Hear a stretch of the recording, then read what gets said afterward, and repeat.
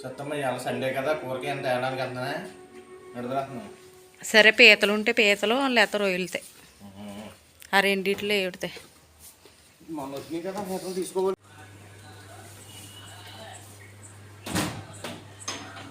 సత్తమ్మ ఇప్పుడు పీతలు లేవంట, రొయ్యలు తీసుకొచ్చాను. బిర్యానీ చేసి రొయ్యలు బిర్యానీ ఘాటుగా.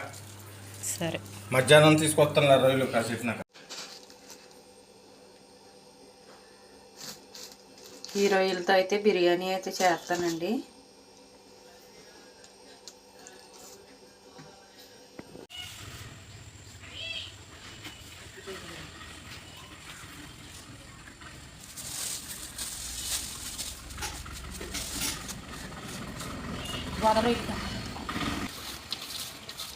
కడగలి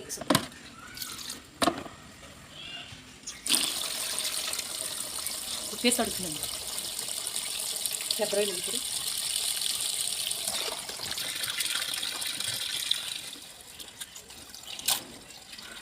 నీళ్ళు వచ్చాక ఇప్పుడు తీయాలి. ఇలాగా శుభ్రంగా 1-2 సార్లు శుభ్రంగా కట్టుకోవాలి. లేక నీ సోపలు వచ్చేసాయి.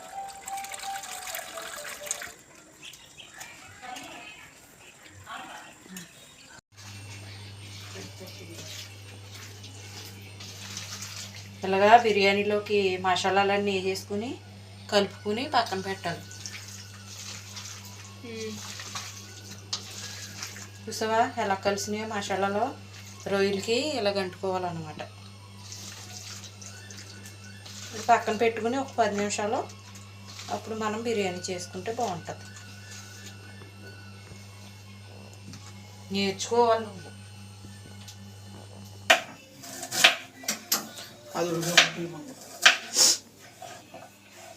చాలా పవర్గా ఉన్నాయి పెరిగి.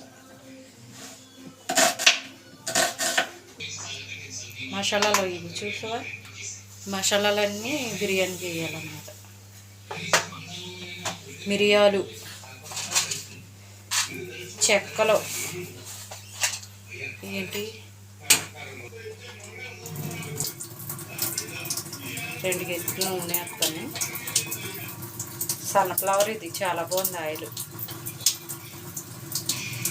సరిపోతుంది.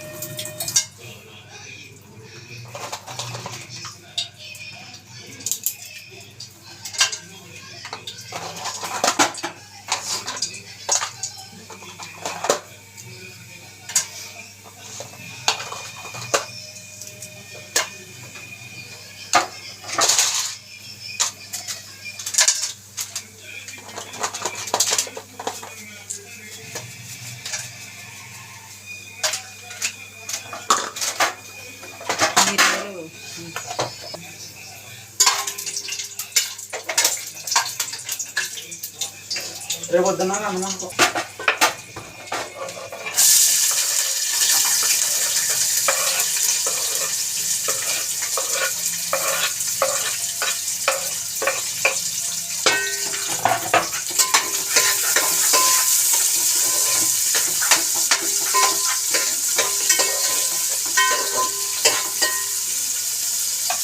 మసాలాలో పట్టుకున్నాం కదా ఇవి రొయ్యల్లో, చూసావా ఎలా పట్టేసిందో మసాలాలు.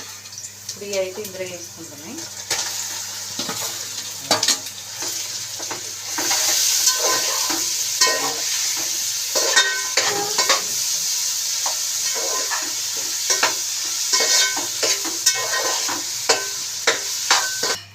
ఒక కిలో తెచ్చాను అనమాట బాస్మతి రైస్.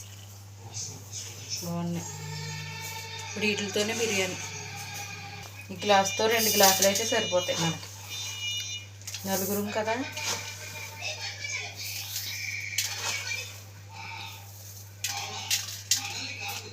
ఈ విధంగా అయితే వేసుకోవాలి.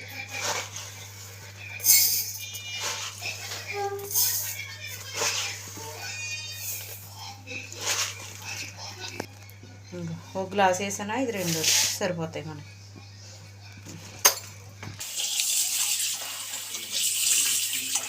ఇలాగా శుభ్రంగా కడుక్కోవాలి.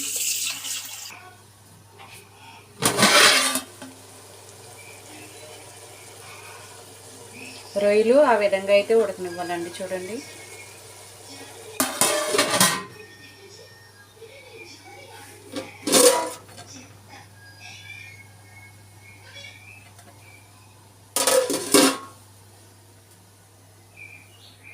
ఉందో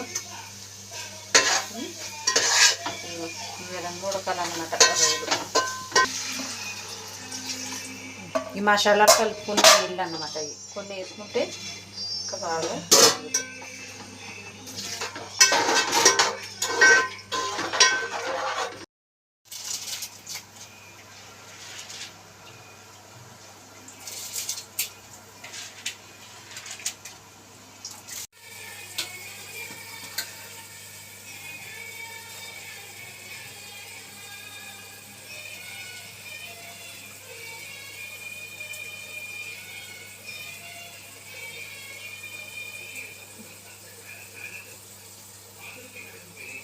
ఇందులో అయితే రైస్.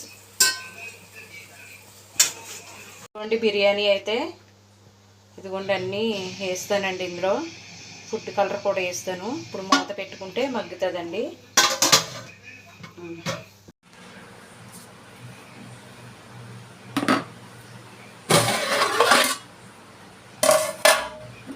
ఇదిగో ఫ్రెండ్స్ చక్కగా పొడి పొడిలాడుతూ అయితే ఉడికింది బిర్యానీ. ఇదిగోండి రొయ్యలు చూసారా ఫ్రెండ్స్. కట్టేస్తానండి, స్టవ్ అయితే కట్టేస్తాను.